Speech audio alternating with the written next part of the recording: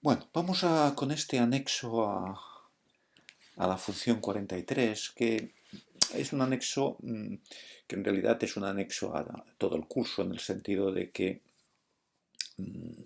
bueno, voy a explicar, a repasar conceptos que ya hemos visto, pero proyectarlo sobre todo a las últimas funciones que hemos visto, para contextualizar un poco. Hemos visto que el hilo conductor de este curso, lo he repetido ya muchas veces, es el concepto de función. Estas son las piezas básicas de las matemáticas, las relaciones, especialmente un tipo especial de relaciones que son las funciones. Lo hemos visto y lo he repetido hasta la saciedad. Hemos trabajado con funciones. Lo que ocurre, el que viene de bachillerato pues está acostumbrado a un tipo especial, a un tipo de funciones, que son las funciones que van de R a R, de los reales a los reales. Las típicas funciones que uno estudia, los polinomios, las funciones exponenciales, las funciones trigonométricas, las funciones reales de variable real. Y hemos visto en este curso pues, que hay otros tipos de funciones, algunas profundamente más complejas. Bien, un tipo especial de funciones que hemos visto son los operadores y los funcionales. Lo hemos visto desde el principio de curso, que en las primeras lecciones ya os explicaba cuando se hablaba de tipos de funciones que nos podemos encontrar, tipo de conjuntos que nos podemos encontrar. Os hablé de los conjuntos de funciones y forma parte de una de las columnas vertebrales del curso, porque si el concepto de función es la columna vertebral, obviamente las funciones habitan en unos espacios, en unos conjuntos que son conjuntos de funciones, donde los elementos de estos conjuntos son funciones. Bien. Veíamos el concepto de operador y el concepto de funcional y ahora vamos a revisarlo. Ahora que ya hemos visto especialmente estas funciones últimas que hemos visto, funciones de variable vectorial, las no lineales, funciones de R2 o R3 o R4 o Rn en general que van a R. ¿De acuerdo? También podríamos trabajar funciones aún más complejas que fueran de Rn a Rm, no lineales, pero estas no las hemos visto. Bien, acordaos del concepto de operador. Operador es una función que tiene como dominio un conjunto de funciones y como codominio también un conjunto de funciones.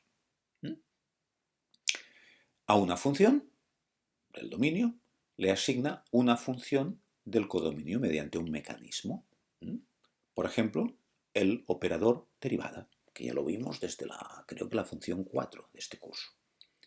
El operador derivada asigna a una función su derivada. Es el operador derivada.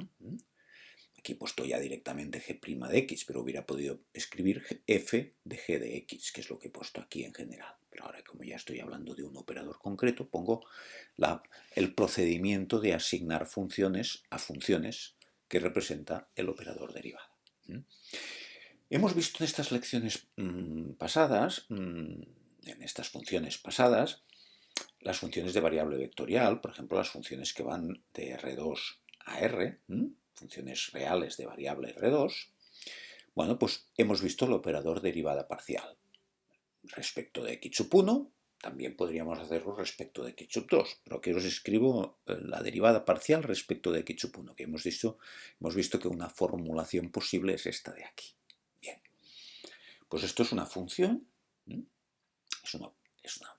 este operador derivada parcial respecto de x sub 1 es una función que va de este conjunto de funciones a este conjunto de funciones, que consiste en, como hemos visto en funciones pasadas, derivar como si la única variable fuera x sub 1 y x sub 2 fuera una constante.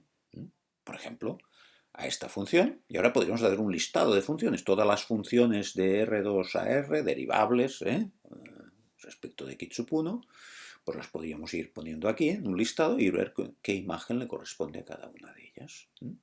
Por tanto, calcular la derivada parcial respecto de x sub 1 de una función que vaya de R2 a R es como evaluar la función en un punto. ¿En qué punto? ¿Qué puntos tiene este conjunto de funciones? Pues funciones de variable vectorial, de variable R2. A esta función le correspondería x sub 2 porque x sub 2 actúa como una constante para la derivada parcial respecto de x sub 1. Y esta función de aquí le correspondería 4x sub 1, x sub 2. Esta es la función real de variable R2 que le corresponde a esta función. Fijaos que esta función la podemos ver desde, como una función real de variable R2, pero en realidad no depende de x sub 1. O sea, para todo valor de x sub 1 ya hemos visto ejemplos, no cambia, siempre es constante, para cual no depende de x sub 1, es una constante. Ya hemos visto en el anexo que os hice para cuando acabé las derivadas parciales, pues los dibujos, etcétera, veíamos que había casos de derivadas parciales que no cambiaban respecto de x sub 1, que eran constantes. ¿De acuerdo? Bueno, pues aquí no, aquí ya depende también de x sub 1, depende del valor de x sub 1, por lo tanto es una función de dos variables. Esta también es de dos variables, pero respecto de x sub 1 es constante, no, pero es una función real de variable R2, digamos, potencialmente. O sea, que aquí podemos tener una gama muy amplia. Igual que, por ejemplo, si fuera la función, no sé, 5, no lo he puesto, pero imaginaos el 5, pues sería 0. O sea, no, es porque, digamos, la función sería, pero 0 en todos los puntos de R2. O sea, siempre el codominio será funciones reales de variable R2. ¿De acuerdo? Por lo tanto, para cada punto voy a tener un valor de derivada, para cada punto de R2. De R2. Bien, fijaros que esto lo podemos generalizar. La generalización es tremendamente sencilla, no hay ningún problema. Una vez has entendido el concepto de derivada parcial, lo puedes generalizar a funciones que vayan de R4 a R. Fijaos que al principio de hablaros de funciones de variable vectorial os puse el ejemplo. ¿Os acordáis del ejemplo de la ley de los gases? No, de los gases, no, la ley de los gases, ¿no? que os hablé de que dependía de 4 variables, había una quinta, pero que era una constante. Bueno, pues teníamos es una función real de variable R4 aquella función. Bien, la estructura general es esta y ahora puedo derivar respecto de x sub 1. Ahora lo mismo tendría un operador para derivar respecto de x sub 2, para derivar respecto de x sub 3, derivada parcial respecto de x sub 4, etc. Serían operadores diferentes, funciones diferentes. ¿De acuerdo? A esta función le haríamos corresponder esta función de aquí. ¿De acuerdo? Esta función de aquí, porque x sub 1 actúa como la variable y lo demás es una constante. Esta función de aquí, fijaros, si yo tuviera esta función de aquí, ¿qué derivada parcial le correspondería? X sub 1 es la variable y todo lo demás es una constante, por lo tanto sería esto de aquí. Y si la x sub 1 la tuviéramos aquí debajo, esto es otra función, ¿de acuerdo?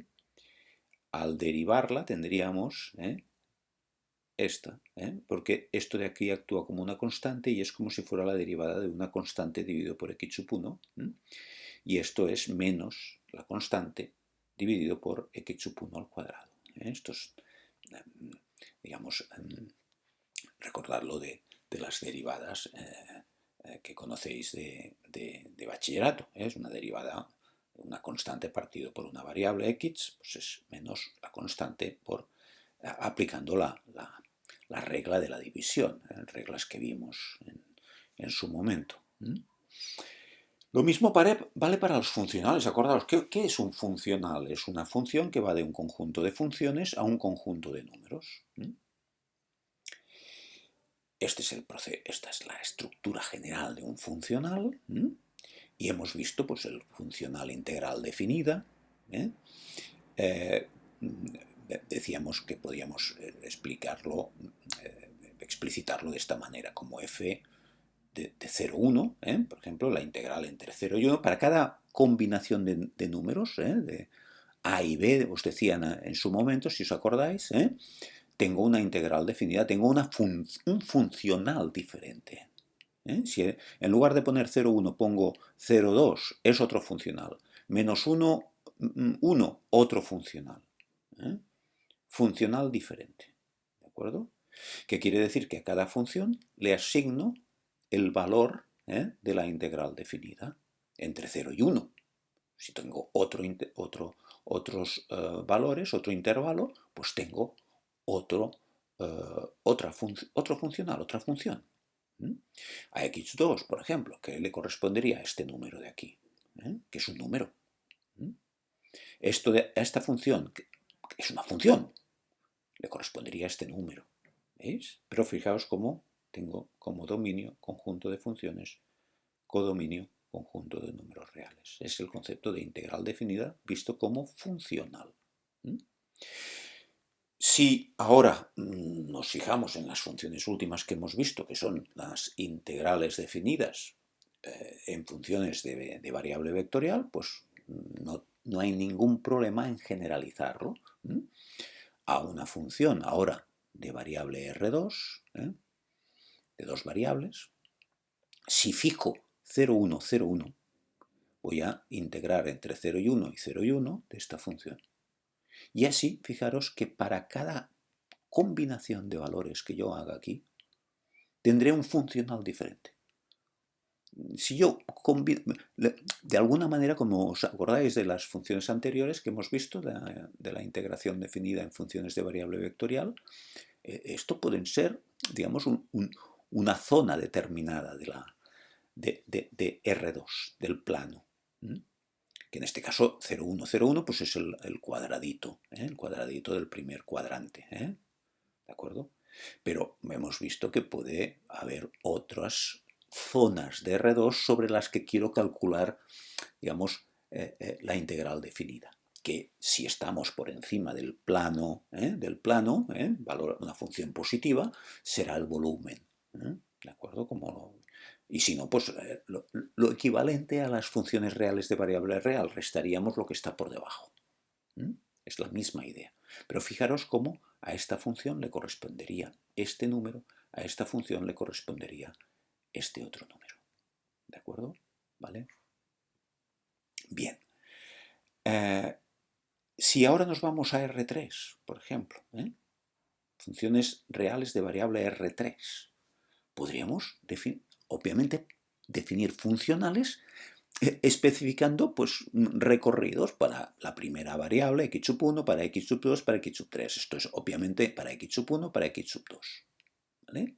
¿De acuerdo? Pues aquí también podríamos fijar. Y ahora aquí, claro, son funciones que van de R3, del espacio R3, sobre R. Obviamente esto ya no lo podemos imaginar, pero es una generalización que es factible en matemáticas. Y a cada función de variable R3 le corresponde un número. Esto es una integral que sería generalizar la misma idea que hemos visto en las funciones de R2. Simplemente ir integrando, pues primero respecto a una variable, respecto a la otra y respecto a la otra. Y al final acabas teniendo un número, que en este caso en matemáticas le llamaríamos un hipervolumen. Si es que los valores son positivos, la función es positiva. Si no, restaríamos lo que está por debajo del hipervolumen. Es igual. Pero en todo caso, es importante que veáis la generalización de aquí a aquí. Ahora, por ejemplo, esta función, que es una función que va de R3 a R, en este caso sería lineal. Esta ya no sería lineal, pero esta, bueno, la podríamos trabajar como una función integral. Es una función que sería estrictamente lineal, pero ahora nosotros la estamos trabajando como en este ámbito del análisis matemático, de la matemática, calculando una integral sobre ahora el espacio R3. Pero es un número, esto va a ser un número. Cuando yo aplique el procedimiento de integración tal como lo hemos aprendido en las funciones reales de variable real, la generalización que supone pasar a R2, pues a R3, a R4 y a R lo que sea. Son integrales que representan también un número. ¿De acuerdo? Aquí pues tendríamos que integrar respecto. Pero fijaros, para cada combinación, que esto vendría a ser como una localización dentro del espacio de tres dimensiones, ¿no? Lo mismo que hemos visto aquí. Aquí se entiende muy bien porque es sobre el cuadrado, lo vimos en las lecciones anteriores, ¿no? Pues estamos calculando la función que la superficie, porque esto representa una superficie sobre R2, como hemos visto, pues esta integral representa como una especie de volumen, ¿no? Bueno, pues aquí también tenemos una integración sobre un espacio de R3 en este caso, delimitado por estos intervalos.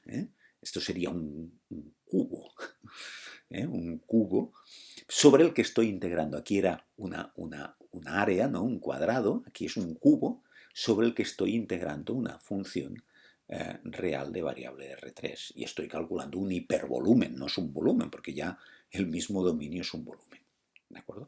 Pero es importante que veáis la generalización y esto es un funcional también, ¿de acuerdo? Como podéis ver, por esto he hecho este anexo para un poco recopilar conceptos que ya hemos visto, el concepto de operador, el concepto de funcional, verlo incorporando estas nociones que hemos visto en las últimas funciones. ¿De acuerdo? Pues esto era, simplemente hacer esta síntesis y esta recopilación de cosas que ya habíamos visto anteriormente. ¿De acuerdo? Venga, pues muchas gracias.